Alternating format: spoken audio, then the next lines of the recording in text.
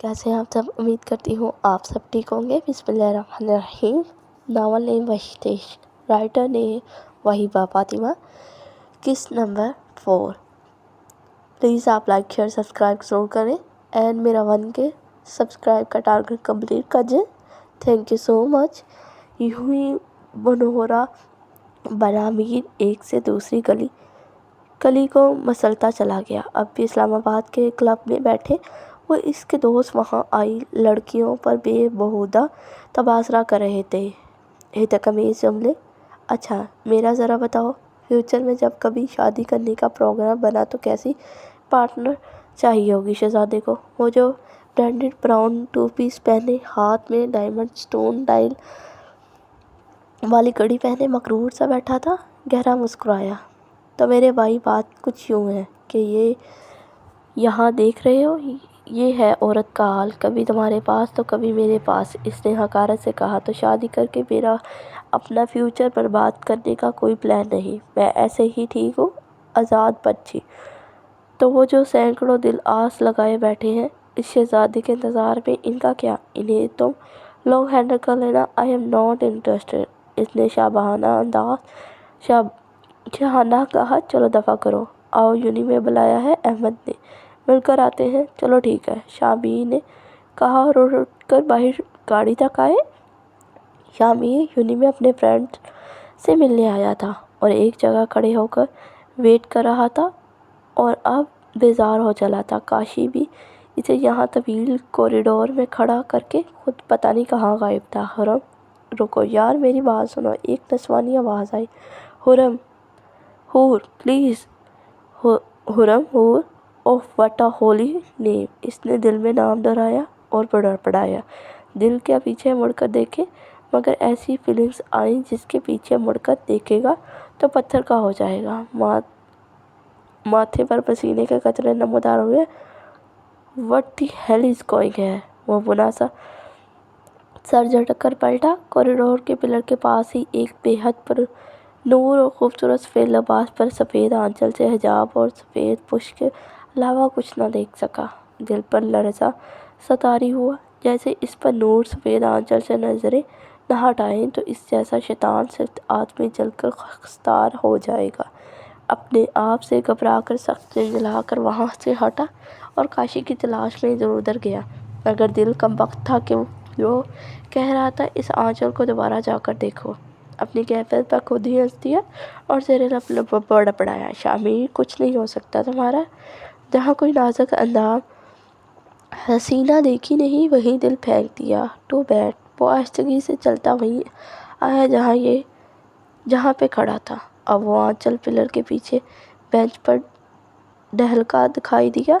वो धीमे धीमे मगरूर सी चाल चलता आगे बढ़ा। सबसे पहले रूई के गालों की तरह बस सफ़ेद पाँव ब्लैक सैंडल में मकीन नजर आए और बस फिर पाँव तक वो सफ़ेद लिबास फ्राक थी शायद। और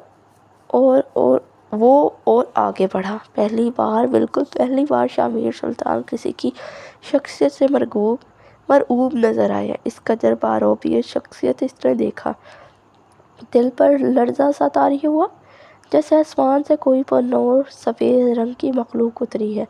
सर अपने नोट्स पर झुका हुआ था। मुकम्मल सफ़ेद लिबास में सफ़ेद हिजाब का नकाब, पलकों की घनी लंबी झालरें नीचे गिरी हुई थी। जाने क्यों मीर का दिल किया वो नज़र उठाकर ऊपर देखे। नज़र भड़कती हाथों पर गई।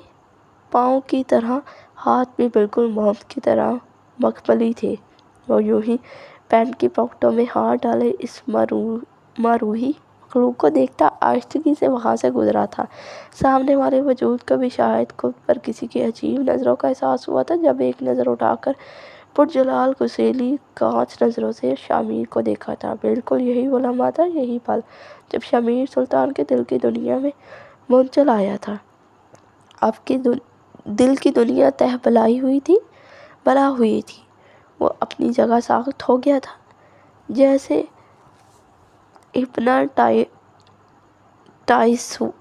हिप्नोटाइज हुआ हो। दिल बिल्कुल एक अलग ही ले पर यूं तेजी से धड़का था जैसे अभी पसलियाँ तोड़कर बाहर आएगा। इसने शदीद हैरत से अपने दिल के मकाम पर हाथ रखा। अभी भी 120 की रफ्तार पकड़ी हुई थी। हुरम, चलो لیٹ ہو گئے سر۔ کریم کی پیریڈ کے لیے اس کی کوئی دوست تھی جو اسے اپنے ساتھ لے گئی۔ وہ کب کی جا چکی تھی شامیر کے دل کو اپنے پیروں نیچے کچل کر۔ کم از کم اسے تو اس پر یہی لگا تھا۔ وہ کافی دیر ہونکوں کی طرح وہی کھڑا رہا۔ اس کے اوپر کیا قیامت گزری تھی۔ وہ سخت جھنجھلایا، سخت چٹپٹایا۔ وقتی اٹریکشن چل کر شامیر ٹھیک ہو جائے گا، اپنی دنیا میں واپس جا، وہ خود تسلیاں دیتا وہاں سے نکلا، یہ جانے بغیر کہ اب جو اس کے ساتھ ہونے والا ہے وہ کیسے اسے شعلوں پر گھسیٹنے والا ہے، کیسے اسے پل پل ہر دم اس سے گھٹن سے دوچار کر کے تڑپائے گا، اس کا سانس سینے سے میں الجھا دے گا، اس کا خود کا دل ہی اس کے خلاف بغاوت اور جنگ کا اعلان کر کے میدان میں اتر جائے گا۔ اگلے دن اس کی طبیعت کافی بہتر تھی۔ کافی آرام کرنے کے بعد آنکھ کھلی تو خود کو فریش سا پایا۔ اٹھ کر بیٹھی، ڈرپ اتار دی گئی تھی۔ ادھر ادھر دیکھا، کوئی بھی نہیں تھا۔ دماغ نے تیزی سے کام کیا، مجھے اس قید سے نکلنے کے لیے خود ہی کچھ کرنا پڑے گا، وہ بھی ابھی صحیح موقع ہے۔ مگر اس نے کہا تھا کہ اگر میں نے بھاگنے کی کوشش کی تو وہ سزا دے گا۔ میں ایسے کیوں سوچ رہی ہوں کہ میں پکڑی جاؤں گی؟ میں انشاءاللہ بھاگ جاؤں گی اور اپنی ماما پاپا کے پاس چلی جاؤں گی۔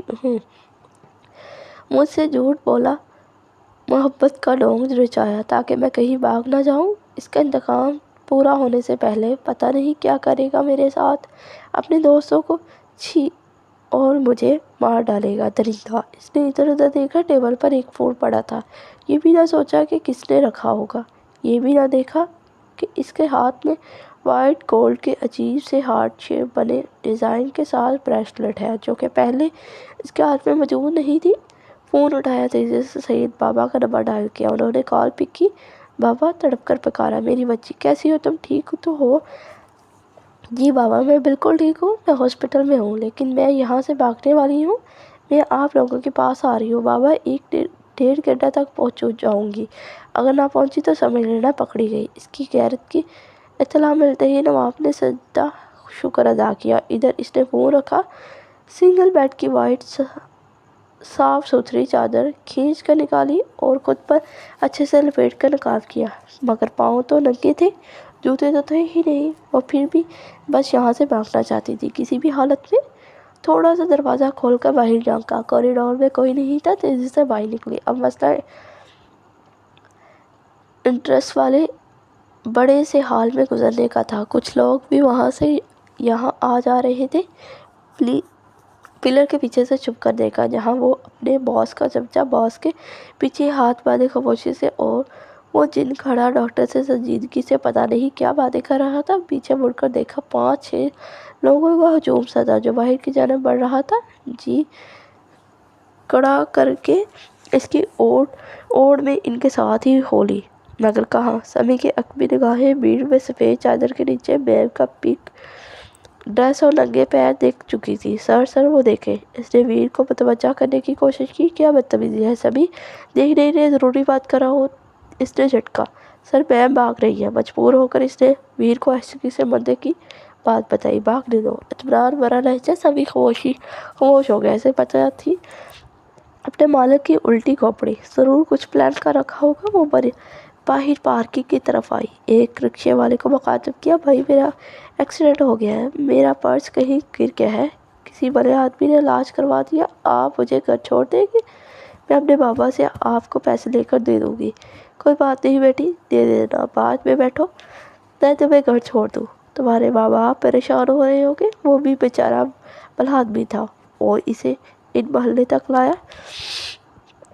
انکل آگے چلیں، میں آپ کو پیسے لے کر دوں گی، وہ تشکر آمیز لہجے میں بولی۔ کوئی بات نہیں بیٹی، میں سمجھوں گا، میں نے اپنی بیٹی کی مدد کی۔ یہ کہہ کر وہ رکشے بھلا چلا گیا۔ سامنے اپنی گلی میں اپنے بابا کا گھر تھا۔ بس مین سڑک کراس کر کے اسے عقوبت کھانے سے آزادی حاصل کرنے کی خوشی میں چہرہ تمتماتا۔ بھاگ کر سڑک کراس کرنے والی تھی جب وہ بلیک شیشوں والی BMW اس کے پیروں میں آ کر رکی تھی۔ تیزی سے دروازہ کھول کر شامیر سلطان باہر آیا تھا۔ اگر جوگنگ ہو گئی ہے تو چلے جاؤ۔ اس کا چہرہ خوف سے سفید پڑا تھا جب ویر نے اسے بازو سے تھاپ کر گاڑی میں بٹھایا۔ مجھے پریہ سے ملنا ہے۔ وہ بیمار ہے بہت، بے حد خوف کھاتے التجائیہ سے بولی۔ ابھی تم خود بیمار ہو جان۔ اس نے اس کی سر کی پٹی کی جانب اشارہ کیا۔ جب ٹھیک ہو جاؤ گی تو ملوا دوں گا پریحا سے۔ وہ خود اس کی پہلو میں بیٹھ گیا۔ فرنٹ پر سمی تھا جو ڈرائیونگ کر رہا تھا۔ پری کو موت سامنے دکھائی دے رہی تھی تو کیا وہ اس کا پیچھا کر رہا تھا؟ جب وہ پھر سنجیدگی سے بولا، پری جان، میں نے کہا تھا نا، اگر مجھ سے بھاگنے کی کوشش کی تو سزا ملے گی۔ پری کی ریڑھ کی ہڈی میں سنسناہٹ ہوئی۔ اس نے سہم کر پہلو بدلا، آنکھیں پھر بھی گئی۔ بابا، دل میں پکارا، کتنے قریب جا کر لوٹ آئی تھی۔ اب سزا نہیں سنو گی کہ کیا دینے والا ہوں میں؟ چلو تھوڑی دیر میں پتہ چل ہی جائے گا۔ اور واقعی تھوڑی دیر میں گاڑی ایئرپورٹ کے پارکنگ میں رکی تھی۔ وہ اطمینان سے گاڑی سے باہر آیا۔ پری کے چہرے پر ہوائیاں اڑی ہوئی تھی۔ وہ ظالم یقیناً اسے ہمیشہ کے لیے اس کے اپنوں سے الگ کرنے والا تھا۔ وہ ٹس سے مس نہیں ہوئی۔ گاڑی سے باہر آؤ جان، وہ سنجیدگی سے بولا۔ آئی ایم سوری، اب میں کہیں نہیں جاؤں گی۔ مجھے کہیں نہیں جانا۔ یہ سزا تو بہت ہی کربناک تھی۔ آنکھوں میں سے آنسو پھر جاری ہوئے، مگر وہ بے حسی کی اعلیٰ مثال قائم کرتا ایک مرتبہ پھر اس کا ہاتھ پکڑ کر اسے گاڑی سے نیچے اتار چکا تھا۔ وہ دن بدن پری کو خود سے نفرت کرنے پر مجبور کر رہا تھا۔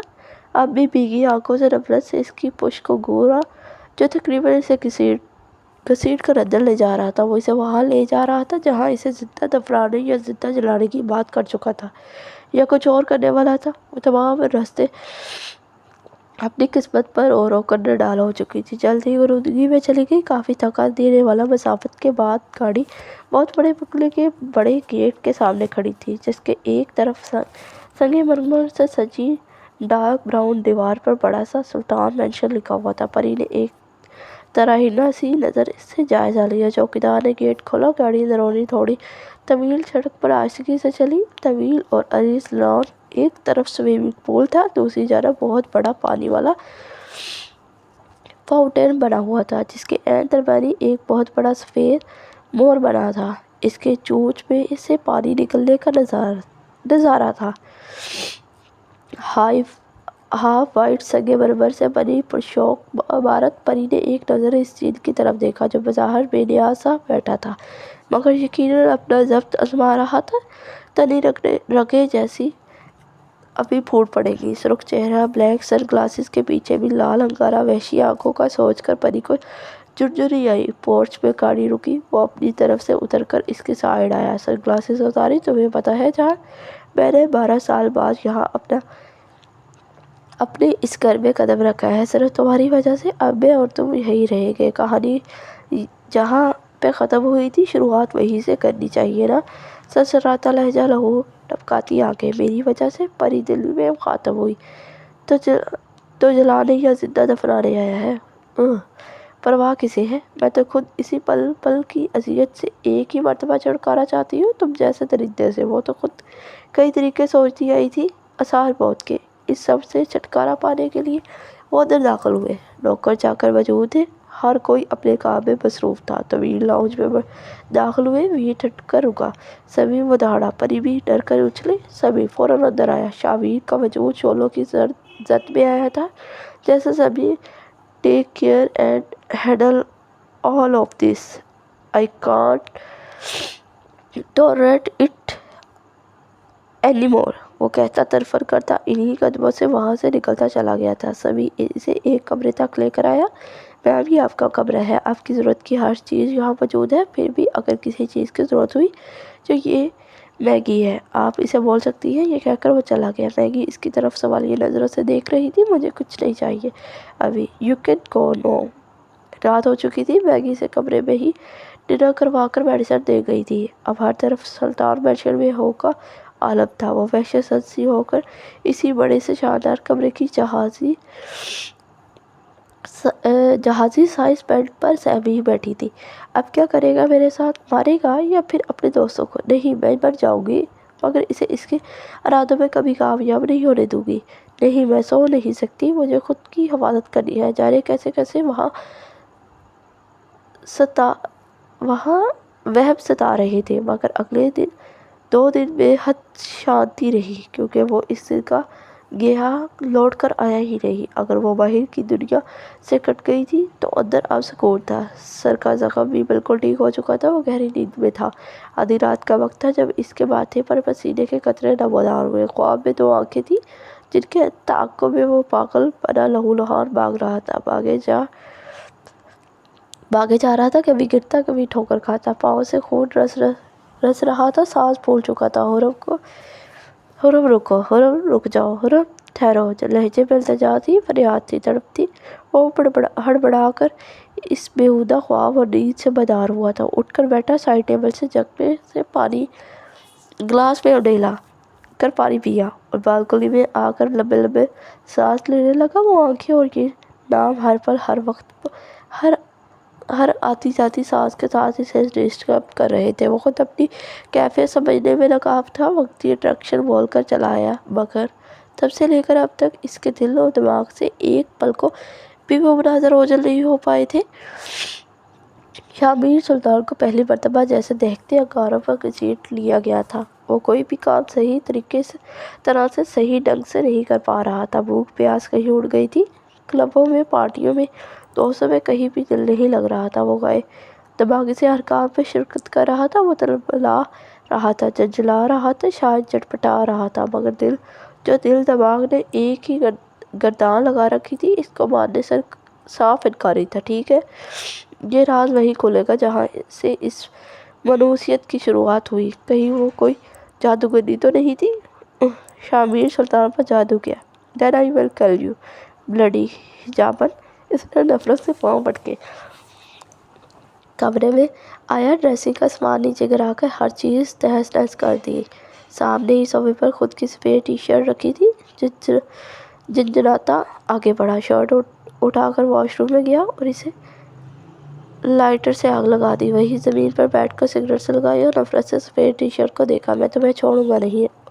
اچھی بھلی ہم پر سکون لائف کی بینڈ بجا دی اس سنو وائٹ نامی بلا نے۔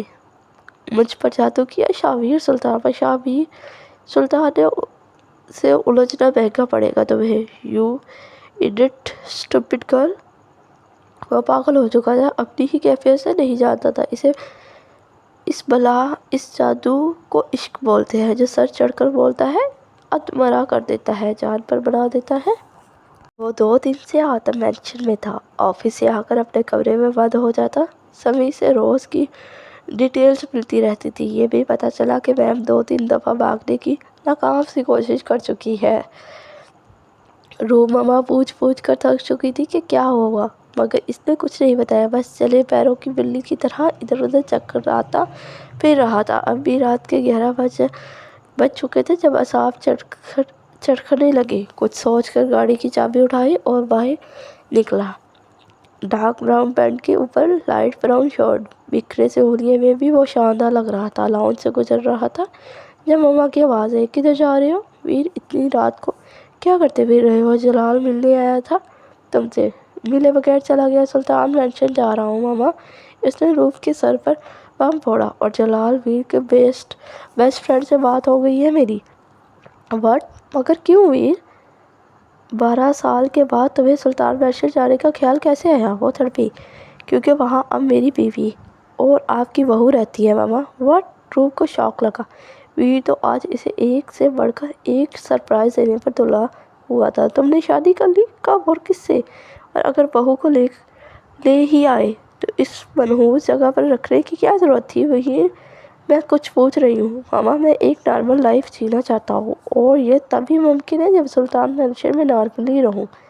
ابھی تو اپنا ضبط آزمانے جا رہا ہوں، باقی ڈیٹیلز بعد میں بتاؤں گا، فی الحال مجھے جانے دیں۔ یہ کہتا وہ باہر نکلا، گاڑی زن سے بھگائی۔ آج دن میں کافی آرام کرنے کے بعد اب نیند نہیں آ رہی تھی۔ وہ کافی دیر سلطان مینشن میں ادھر ادھر گھومتی رہی، بس لاؤنج تک گھومنے کی اجازت تھی۔ لان میں ٹائیگرز ڈاگز کے خوف کی وجہ سے قدم بھی باہر نہیں نکالا تھا۔ 2-4 مرتبہ چپکے سے پچھلے گیٹ تک پہنچنے کی کوشش کی، جو ٹائیگرز نے ہی ناکام بنا دی۔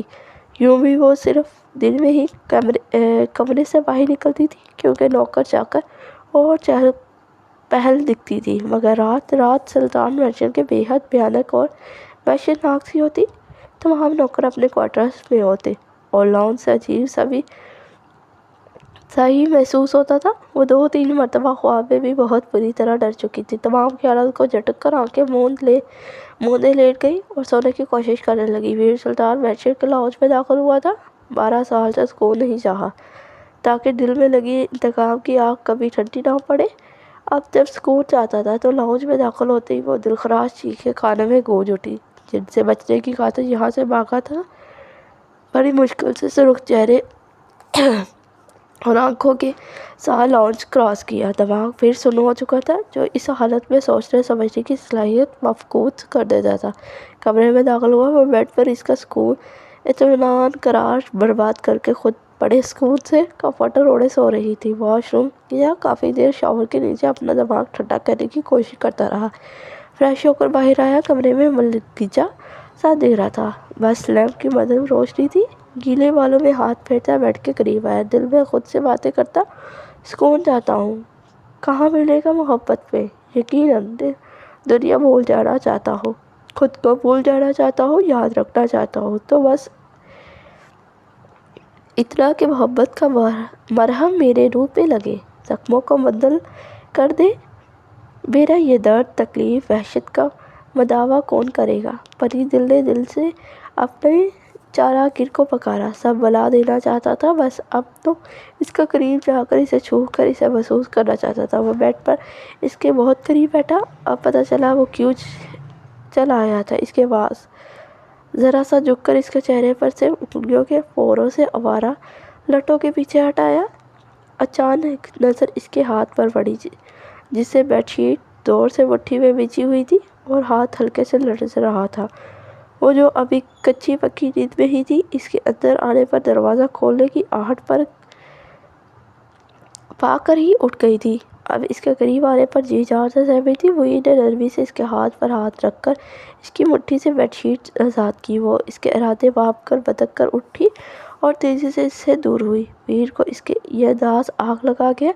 میں کوئی غیر نہیں جان، محرم ہوں تمہارا، فوراً اپنی جگہ پہ واپس آؤ، میرے قریب آؤ۔ اس کی بیہودہ بے باک فرمائش پر پری جھنجھلا اٹھی، خوف سے روگٹھے کھڑے ہو گئے۔ بے اختیار بیڈ سے نیچے اتری تھی، مگر دوپٹہ وہیں تکیے کے نیچے رہ گیا ہے۔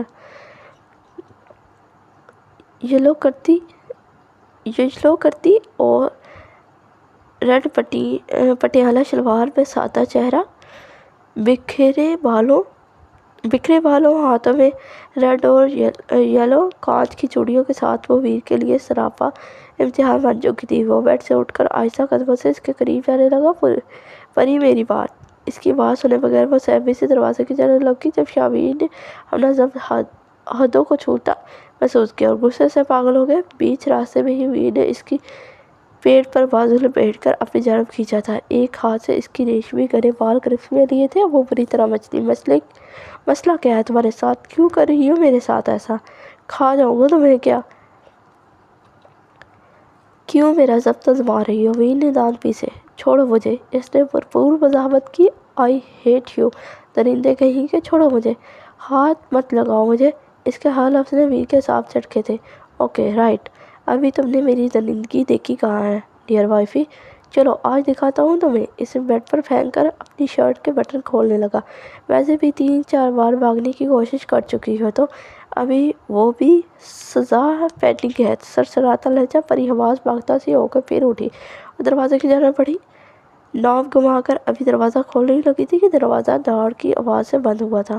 ویر نے یوں ہی اس دروازے سے لگا کر اس کی پشت سے بال ہٹائے تھے، اپنے دہکتے لب اس کی پشت پر رکھے، کمر پر بازو لپٹا وہ جھٹکا کھا کر اس کی جانب بڑھی تھی۔ وہ شرٹ لیس اس کے بہت قریب تھا، آنکھوں میں بیک وقت وحشت بھی تھی اور بے پناہ چاہت بھی۔ پری نے اس کے سینے پر ہاتھ رکھ کر فوراً زور لگا کر اسے پیچھے دھکیلنے کی کوشش کی۔ غصے میں وہ کی براؤن آنکھوں سمیت مزاحمت کرتی بفری شیرنی لگ رہی تھی۔ ویر نے اس کے ہاتھ مضبوط گرفت میں لے کر دروازے سے لگائے۔ کئی چوڑیاں ٹوٹ کر کارپیٹ پر بکھری تھی۔ وہ پورے حق سے اس کے لبوں پر جھکا تھا، کمر میں ہاتھ ڈال کر مزید خود میں بیچا۔ پری کی آنکھوں سے آنسو جاری رہے جو اس ستمگر کے کندھوں پر گر رہے تھے، مگر وہ مدہوش اور بے خود کو سراب کرنے میں مصروف تھا۔ اس ظالم کی بڑھتی بے باکی کمر پر سرسراتے ہاتھ کندھے سے کھسکتی شرٹ اکھڑی تھی، سانس اس کے ہوش اڑانے کو کافی تھی۔ بے تحاشا سہاتے ہوئے مزاحمت نے دم توڑا تھا۔ وہ کئی کٹی ڈال کی طرح اس کی باہوں میں جول گئی تھی۔ وی نے اس نرمی سے باہوں میں اٹھایا، بیڈ پر لٹایا، جھکا اور اس کے ماتھے پر لب رکھے گہرا سا مسکرایا۔ ڈمپل نے اپنی نمائش کی، بے وقوف لڑکی، میں کبھی تمہارے ساتھ زبردستی نہیں کروں گا، نہ ہی ایسا کوئی ارادہ تھا۔ تمہیں یہ شیرنی والا روپ اچھا لگ رہا تھا۔ وہ اس کے پہلو میں ہی آنکھیں موندے لیٹ گیا۔ صبح پری بے تحاشا گھبرا کر اٹھی تو کمرے میں کوئی نہیں تھا۔ وہ ٹاول سے پسینہ صاف کرتا روم میں داخل ہوا۔ وہ پھر سہم گئی، الماری تک آیا۔ گھبرانے یا ڈرنے کی کوئی ضرورت نہیں، آج کے بعد میں دوسرے روم میں سوؤں گا، بس ریلیکس رہو۔ دوہر بھی بات کر کے وہ جا چکا تھا۔ پری نے سکون سے گہرا سانس لیا۔ صبح صبح خرم کو کسل مندی سے صوفے پر لیٹے دیکھ کر سدرا بیگم کو تشویش ہوئی۔ کیا بات ہے خرم بیٹا، یونی نہیں جانا کیا؟ نہیں ماما، مجھے طبیعت ٹھیک نہیں لگتی میری آج۔ کوئی خاص لیکچر بھی نہیں ہے، اس لیے میں نہیں جا رہی۔ وہ سستی سے لیٹی رہی۔ ٹھیک ہے، ہبہ چلی جائے گی۔ آج میری کالج کے زمانے کی بیسٹ فرینڈ روم ملنے آ رہی ہے مجھ سے۔ کافی عرصے بعد مال میں ملاقات ہوئی تو میں نے اسے گھر لنچ پر انوائٹ کر لیا۔ میں بہت خوش ہوں۔ تھوڑا آرام کر لوں پھر میرا ہاتھ بٹا دینا۔ اوکے ماما۔ خرم نے ماں کا خوشی سے تمتماتا چہرہ دیکھا اور مسکرا دی۔ وہ آج اپنی بدلتی کیفیت کی پہیلی سلجھانے یونی آیا تھا۔ پوری یونی چھان ماری۔ کئی چہرے حجاب و نقاب میں دیکھے مگر وہ نہیں تھی۔ وہ رکا اور خود پر بے تحاشا حیرت ہوئی۔ کیا اب وہ یعنی شامین سلطان ایک لڑکی کو بس آنکھوں سے پہچان لے گا؟ جیسے رات گزارنے کے چند دن بعد ہی لڑکیوں کی شکلیں بھول جاتی تھی۔ وہ پھر سے چلایا، شٹ آئی ول کل یو، بس ایک مرتبہ میرے سامنے آئی ہو، وائٹ وچ۔ یہ دن سدرا بیگم اور روپ حاتم سلطان کا خوشگوار ترین دن تھا، جب برسوں کی بچھڑی سہیلیاں ملی اور دنیا بھول گئی۔ باتیں تھی کہ ختم نہیں ہو رہی تھی۔ ماما کو ڈسٹرب کرنے کے بجائے خرم نے سارا کھانے کا بندوبست خود کیا۔ ہبہ بھی آ گئی تھی۔ دونوں بہنیں کام میں مصروف تھیں۔ روپ انہیں بہت کڑی نظر سے دیکھ رہی تھی جب وہ انواع و اقسام کے کھانے ٹیبل پر چن رہی تھی۔ یہ چھوٹی چھوٹی باربی ڈالز تو بہت خوبصورت اور بڑی ہو گئی ہیں سدرا، اگر میری ارجی زندہ ہوتی تو ان کی ہم عمر ہوتی۔ وہ اداس ہوئی۔ یہ بھی تمہاری ارجی کی جگہ ہے۔ روپ کیوں فکر کرتی ہو؟ سدرا نے روپ کا ہاتھ بہت محبت سے تھاما۔ تو پھر ٹھیک ہے، اب تمہیں جلدی میری ڈالز کو لے کر ہمارے گھر آنا پڑے گا۔ کیوں نہیں روپ، جب تم بولو ہم آئیں گے۔ خوشگوار ماحول میں کھانا کھایا گیا۔ برسوں کے بعد ملاقات کی خوشی دونوں کے چہروں پر دیکھنے لائق تھی۔ روپ خرم اور ہبہ سے بھی باتیں کرتی رہی۔ انہیں بھی روپ بے حد اچھی لگی اور جلد ہی وہ ان سے فرینک ہو گئی۔ اگلے دن پھر وہ اسی مقام پر کھڑا اس وائٹ وچ سفید جادوگرنی کا ویٹ کر رہا تھا، بے چینی سے اپنی حالت سے جھنجھلاتا۔ اس کا میٹر اب خطرناک حد تک شارٹ ہو چکا تھا۔ دل یوں جل رہا تھا جیسے آگ کی بٹی میں جھونک دیا گیا ہو۔ ابھی روٹین کا حالیہ بہانہ نسخہ آزما کر دیکھ چکا تھا مگر سب بے سود۔ دل کہیں بھی نہیں نہ ٹھہرا، کہیں نہ رکا۔ لا کر اس مقام پر کھڑا کر دیا۔ اسے کسی طرح قرار نہیں آ رہا تھا مگر ابھی کی بات ہے جیسے شامیر سلطان کی رگوں میں سکون اور سرور نے اثرائیت کیا تھا۔ جلتے دل پر جیسے شبنم کے ٹھنڈے چھینٹے پڑے تھے۔ ان آنکھوں کو دوبارہ دیکھ کر ایک سرشاری کی کیفیت طاری ہوئی تھی۔ وہ دو تھی، ایک جیسی آنکھوں والی جو یونی کے گیٹ سے اندر داخل ہوئی تھی مگر اس کے مرکز نگاہ دائیں جانب والی تھی۔ اور اس کے پاس سے گزری وہ جو بناتا چھٹپٹاتا اسے سبق سکھانے آیا تھا۔ پین کی پاکٹوں میں ہاتھ ڈالے پاس سے گزرنے والے کی خوشبو محسوس کر کے گہری سی سانس لی۔ روم میں سرور سا اترا تھا۔ ڈمپل گہرا ہوا تھا۔ وہ جیسے مار دینے کے ارادے سے یہاں آیا تھا، اب اس کے پیچھے آہستگی سے اس کے قدموں کے نشانوں پر چلا جا رہا تھا۔ ایک جگہ جا کر رک کر وہ دونوں اپنے اپنے ڈپارٹمنٹ کی طرف بڑھی تھی۔ خرم، ہبہ نے پکارا۔ وہ مصروف سے انداز میں پلٹی۔ تمہاری فائل میرے پاس ہے۔ اوہ جلدی دو ورنہ سر انور کلاس سے نکال باہر کریں گے۔ مترنم میٹھی آواز شاویر کے کانوں میں جیسے مندر کی گھنٹیاں بجیں۔ وہ فائل تھام کر تیز قدموں سے اپنی کلاس کی طرف بڑھی۔ شاویر اس کے پیچھے کچے دھاگے سے بندھا چلا جا رہا تھا۔ کم وقت دل تھا کہ بس آنکھوں، نام اور آواز پر ہی من مٹنے کو تیار تھا، جھکنے کو تیار تھا، جان مارنے کو تیار تھا۔ گہری مسکان لیے پرسکون اور سرشار سا وہاں سے واپس آیا تھا۔ جاری ہے۔ Thank you so much. Please 1K subscribe and 1K likes کا ٹارگیٹ کمپلیٹ کر دیجیے۔ Thank you so much.